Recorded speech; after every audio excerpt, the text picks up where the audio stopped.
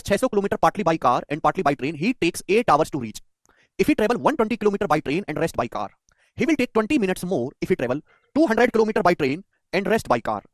The speed of train is, ये बहुत अच्छा सवाल है बच्चों। इस सवाल को करने के मैं आपको तीन तरीके बताऊंगा, दो तरीके बताऊंगा, दो तरीके और इसको बड़े ध्यान से समझने की कोशिश करेगा मेरे प्यारे भाई आप लोग, ठीक है ना। रवि 600 किलोमीटर की दूरी कवर करता है, कुछ दूरी कार से कुछ दूरी ट्रेन से, कुल मिलाकर 600 किलोमीटर की दूरी तय करता है। यदि वह, ये लाइन बहुत इंपॉर्टेंट है, यदि रवि 120 किलोमीटर रेलगाड़ी से चलता है और बाकी दूरी कार से चलता है तो उसे पहुंचने में 8 घंटे का समय लगता है। लेकिन यही रवि अगर 200 किलोमीटर रेलगाड़ी से और बाकी दूरी कार से तय करता है तो 20 मिनट ज्यादा लेता है। बताओ रेलगाड़ी की स्पीड क्या है। पहला तरीका है इक्वेशन सॉल्व करके करो, इक्वेशन बना के सॉल्व करो। मैंने मान लिया कि ट्रेन की जो स्पीड है वो टी है और कार की जो स्पीड है वो सी है। ट्रेन की स्पीड जो टी है, कार की स्पीड सी है। रवि 600 किलोमीटर की दूरी तय करता है। सवाल को ढंग से पढ़ो। रवि अगर 120 किलोमीटर ट्रेन से जाएगा, 120 किलोमीटर, तो फिर कार से कितनी दूरी जाएगा? कार से 480। कार से कितनी दूरी जाएगा? 480 किलोमीटर। अरे थोड़ा सा दिमाग लगाओ, टोटल 600 किलोमीटर जाना है। 120 किलोमीटर पहली लाइन पढ़ो, ट्रेन से जाएगा तो 600 में से 120 माइनस करेंगे तो बाकी का 480 कार से जाएगा। तो मैंने ट्रेन की स्पीड को टी मान लिया है, कार की स्पीड को सी मान लिया है। तो 120 किलोमीटर टी स्पीड से जाओगे कितना समय लगेगा? 480 किलोमीटर कार से जाओगे कितना समय लगेगा? टाइम बराबर होता है डिस्टेंस बटे स्पीड। टोटल समय कितना लगा? टोटल समय लगा 8 घंटे। ये पहली क्वेश्चन बन गई। आप बोलोगे हाँ जी सर पहली क्वेश्चन बन गई। दूसरी क्वेश्चन, यदि 200 किलोमीटर की दूरी रेलगाड़ी से जाता है, बाकी कार से जाता है, तो टोटल कितना जा रहा है? अभी 600 किलोमीटर जा रहा है। अगर 200 किलोमीटर ट्रेन से जाएगा तो बाकी कितनी दूरी बची? बाकी 400 किलोमीटर की दूरी वो कार से जाएगा। 400 किलोमीटर की टोटल 600 हो गया। 200 किलोमीटर ट्रेन से जाएगा टी की स्पीड से, ट्रेन की स्पीड को मैंने टी माना है तो इतना समय लगेगा। 400 किलोमीटर कार से जाएगा सी की स्पीड से तो इतना समय लगेगा। टोटल समय क्या लगा है? तो आप कहोगे सर टोटल समय लगा है 8 घंटा 20 मिनट। 20 मिनट अधिक लिया उसने, तो पहुंचा कितने समय में है? तो आप कहोगे सर 8 घंटा 20 मिनट में वो पहुंचा है। समझ में आया? आप बोलोगे हाँ जी सर बिल्कुल सही, कोई प्रॉब्लम नहीं है, कोई परेशानी नहीं। अब 8 घंटा 20 मिनट का क्या मतलब होता है? 20 मिनट का मतलब होता है 1/3 आवर। 20/60 1/3 आवर, तो 8 घंटा प्लस 1/3 आवर तो 25/3 घंटे हो गया। तो ये हो गया 25/3 घंटे। समझ में आया? आप बोलोगे हाँ जी सर बिल्कुल सही। ठीक, तो आपके पास दो इक्वेशन बन गई, इन दो इक्वेशन को सॉल्व करो, आपका आंसर आएगा। ठीक है ना, इन दोनों इक्वेशन को सॉल्व करो, आपका आंसर आएगा। समझ में आई बात? आप बोलोगे हाँ जी सर आ गई बात समझ में। इन दोनों इक्वेशन को सॉल्व करेंगे। अब ये सॉल्व होगा अलजेब्रा से बेटा। अब ध्यान से सुनिएगा मेरे प्यारे भाई, सभी लोग ध्यान से समझने की कोशिश करेंगे। अगर मुझे बेसिक से बता रहा हूं, पहले बेसिक तरीका है गधों वाला तरीका, बेसिकली इसको बोलते हैं गधों वाला तरीका। हमें निकालनी है ट्रेन की स्पीड। ये दो इक्वेशन है जैसे बचपन में करते थे ना अलजेब्रा की इक्वेशन सॉल्व। हमें ट्रेन की स्पीड निकालनी है तो कार की स्पीड को गायब करना है। भाई ट्रेन की स्पीड निकालनी है तो कार की स्पीड को हटाओ। यहां कार की स्पीड सी है, यहां कार की स्पीड सी है, समझ में आया? तो भैया यहां मेरे दोस्तों कार को गायब करना है, तो यहां 480 है, यहां 400 है, दोनों को सेम बना लो। 480 और 400 को सेम बना लो। बताओ कैसे बनेगा सेम? बताओ कैसे बनेगा सेम? बचपन में कैसे करते थे? ऐसे तो करते थे। अगर दो इक्वेशन को सॉल्व करना है, बचपन में अलजेब्रा की क्वेश्चन कैसे सॉल्व करते थे? सवाल बेसिक अर्थमेटिक का है लेकिन अलजेब्रा तो इस्तेमाल होगा, ऐसा थोड़ा ना है। 480 और 400, अगर 400 को 1.2 से, दोनों को सेम बना लो, 400 को 1.2 से गुणा कर दूंगा तो 480 हो जाता है। इस पूरी इक्वेशन को 1.2 से गुणा करके, 1.2 से गुणा करके घटा दो, दोनों इक्वेशन को 1.2 से गुणा करके। अगर आप ऐसा करोगे तो क्या होगा? ध्यान से सुनिएगा भाई। यहां देखिए, यहां 120/t है, 1.2 की जब 200 में गुणा होगी 240/t आ जाएगा, 240/t। यहां 120/t, 1.2 की गुणा होगी 240/t। 120/t में से 240/t घटाएंगे तो 120/t आ जाएगा। दिमाग में घटाना मैं लिख नहीं सकता मेरे दोस्त, नहीं लिख सकता। समझ में आया ना? नहीं लिखूंगा मैं। 1.2 की 400 में गुणा करेंगे 480/c, ये दोनों सेम कट जाएगा। जब इस पूरी इक्वेशन में 1.2 की गुणा करेंगे, जिस बच्चे में इतनी बुद्धि ना वो खुद से गुणा करके लिख लो, मैं तो हवा में करूंगा गुणा। 1.2 की गुणा करेंगे 400 में, 480/c, 480/c घटा देंगे, कट जाएगा। ये 8 है। 1.2 की 25 में गुणा करेंगे, 1.2 की 25 में 30 हो जाएगा, 30/3 हो जाएगा 10। तो ये 8 घंटे या 10 घंटे, डिफरेंस कितना आएगा? 8 और 10 का 2 आ जाएगा। तो ट्रेन की स्पीड आ गई 120/2 60। तो 120/2 60 आ गई। सवाल का आंसर है बी ऑप्शन, 2 नीचे आ जाएगा। बस सॉल्व हो गया, खत्म। ठीक है बेटा, इन दोनों इक्वेशन को हमने सॉल्व कर लिया। हमें निकालनी है ट्रेन की स्पीड। ट्रेन की स्पीड निकालनी तो कार को गायब करना है। तो यहां 480/c है, 400/c है, तो इस इक्वेशन में 1.2 से मल्टीप्लाई कर दो, पूरे में 1.2 से, जिससे कि दोनों जगह सेम वैल्यू हो जाए। अगर मैं 1.2 से गुणा करूंगा तो ये हो जाएगा 240/t। यहाँ 1.2 से गुणा करूंगा, 400 की 1.2 में गुणा 480 हो जाएगा। 25 की 1.2 में गुणा करूंगा तो कितना हो जाएगा? 30, 30/3 हो जाएगा 10। अब दोनों को घटा दो। जब मैं दोनों को घटाऊंगा तो ये दोनों सेम है, कैंसिल आउट हो जाएगा, कैंसिल आउट। अब 100, इन दोनों का डिफरेंस लेना, बड़ी में से छोटी संख्या। 240/t और 120/t का डिफरेंस 120/t, 10 और 8 का डिफरेंस 2 आ गया। तो ट्रेन की स्पीड आ गई 120/2 60। ये हमने बेसिक से इक्वेशन सॉल्व कर लिया। ठीक है भैया, तो एक तो तरीका ये हो गया, ठीक है ना, जो बिल्कुल ही बेकार तरीका है।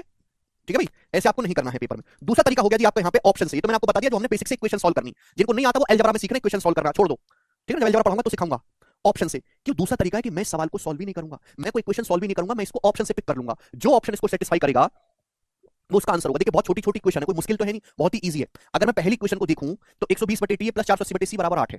मुझे यहां से निकालना रेलगाड़ी की गति, जिस पे निकालना उसी पे फोकस करो, दूसरे को गायब करो। कितनी प्यारी क्वेश्चन है, 8 आना चाहिए। यहां 120 को भाग दिया जा रहा है टी से, यहां 480 को भाग दिया जा रहा है सी से। तो ट्रेन की स्पीड एक ऐसी वैल्यू होनी चाहिए भैया, ट्रेन की स्पीड ऐसी वैल्यू होनी चाहिए जो 120 को आसानी से भाग करती हो, और यहां पे 8 तो एक ऐसा आसान सा नंबर होना चाहिए जो 120 को भाग करता हो पूरा पूरा। 120 भाग होगा पूरा पूरा तभी तो जाके 8 बचेगा राइट साइड में। तो 120 से कटने वाला आसान सा नंबर ये तो नहीं है ना, ही ये है।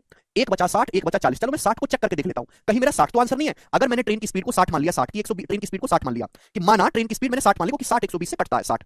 तो 120 को 60 से भाग दूंगा तो 2 आएगा, 2 जब 2 उधर जाएगा तो 8 - 2 आ जाएगा 6। तो कार की स्पीड आ जाएगी, मैं 6 से 480 काटेंगे 80 बार। देखो तो कार की स्पीड आ गई 80। जब मैंने ट्रेन की स्पीड को 60 माना है तो कार की स्पीड 80 आ गई।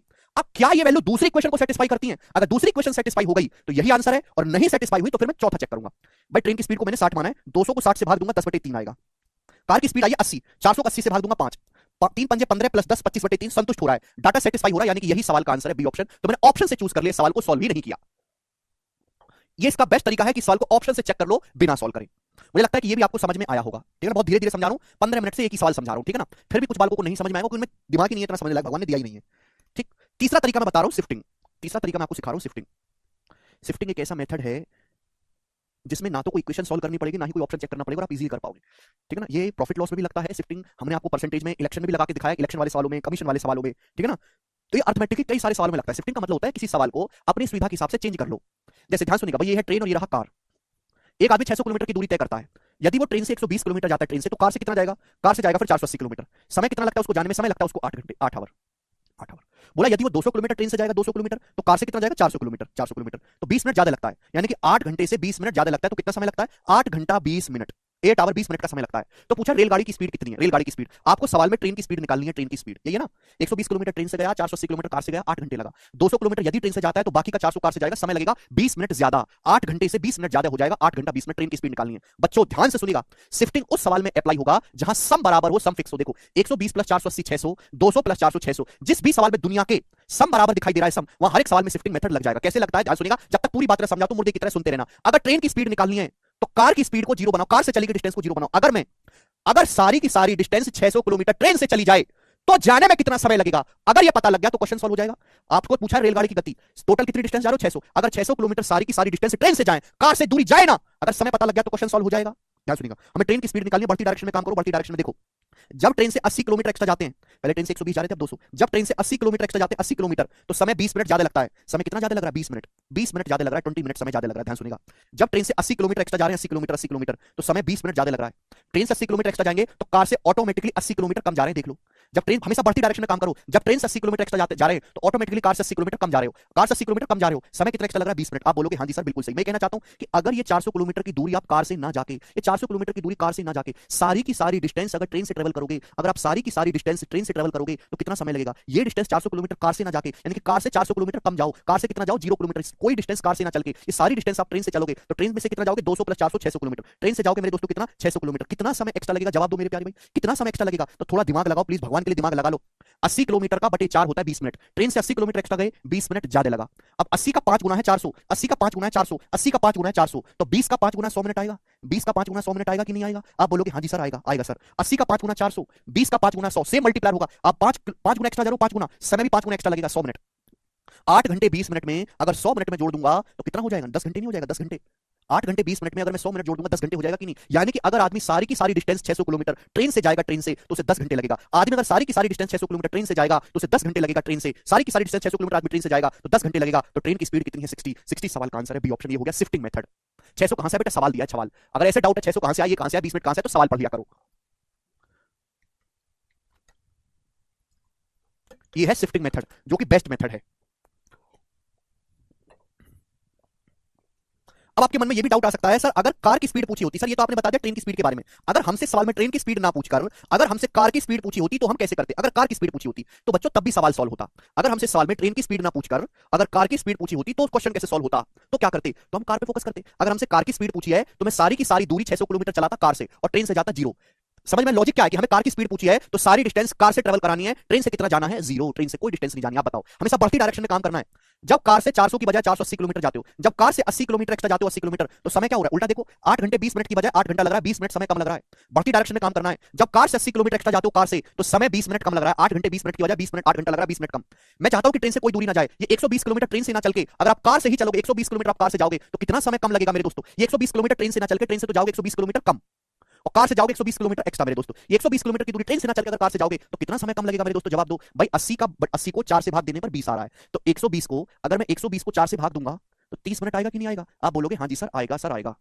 भाई 80 का 1.5 गुना होता है 120, 80 में 1.5 से गुणा करेंगे तो 120 आता है, 120 तो 20 का 1.5 गुना 30 मिनट आएगा कि नहीं? 80 को कैसे भी सोच लो, छाप के 80 किलोमीटर एक्स्ट्रा गए, 20 मिनट समय कम लगा, 80 का 4 से भाग करने पर 20 आ रहा है, 120 को 4 से भाग करने पर 30 आ रहा है, 30 मिनट कम लगेगा। 8 घंटे में से 30 मिनट कम करेंगे तो 7.5 घंटे। यानी कि मैं ये कह सकता हूं कि अगर आदमी सारी 600 किलोमीटर की दूरी, अगर आदमी सारी 600 किलोमीटर की दूरी कार से जाएगा तो उसे 7.5 घंटे लगेगा। तो कार की चाल कितनी है? 600 किलोमीटर अगर आदमी कार से जाएगा तो 7.5 घंटे लगेगा, 15/2 घंटे। तो कार की स्पीड आ जाएगी मेरे दोस्तों 15 चौका 60, 40 और 40 दूनी 80। कार की स्पीड आ गई 80 किलोमीटर पर आवर, कार की स्पीड आ गई।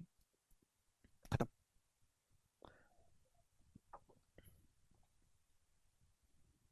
देखो मैंने आपको समझाने में समय कितना भी लगेगा, मैं आपको सवाल नहीं सिखा रहा, मैं आपको कंसेप्ट सिखा रहा हूं कि टाइम स्पीड और डिस्टेंस के सवाल में ये कंसेप्ट लगेगा शिफ्टिंग का, इसलिए मैं सवाल में ज्यादा समय दे रहा हूं। आप पहली बार पढ़ रहे तो थोड़ी सी मुश्किल होगी। कुछ ऋषभ कमजोर दिल का आदमी भाई, उसे बोलो कुछ हल्का सा काम कर ले। अगर कोई बच्चा हमारी डांट से डर जाता है तो कमजोर दिल का आदमी, और कमजोर दिल के आदमी सरकारी नौकरी की तैयारी में ना आए। ऊपर से जब आप किसी भी डिपार्टमेंट में जाओगे, चाहे आप डेस्क जॉब में क्यों ना जाओ, ऊपर से सरकारी अधिकारियों का, नेताओं का काफी प्रेशर होता है, वर्क प्रेशर काम का। मेरी डांट नहीं झेल सकते तो काम का प्रेशर आप नहीं झेल पाएंगे। तो ऐसे लोग गवर्नमेंट जॉब की तैयारी ना करें, कोई हल्का सा काम कर लें, चूरन बेचने का, है ना, नमकीन बेचने का, ऐसे काम कर लो, इनमें कोई प्रेशर नहीं है। बिकी बिकी